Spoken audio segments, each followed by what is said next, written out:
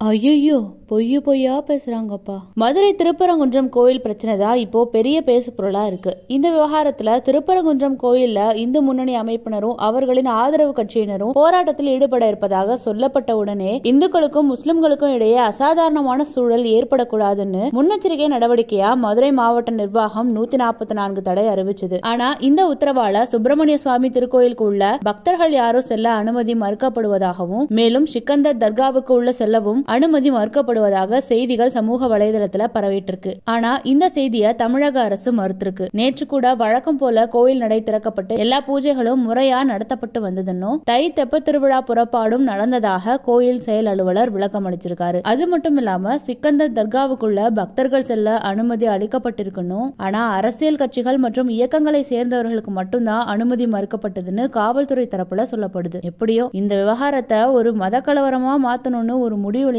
களமிறங்கியிருக்காங்க. அதை எப்படி சொன்னா என்ன, எதையாச்சும் சொல்லி கிளப்பி விடுவோம்னு பாக்குறாங்க போல.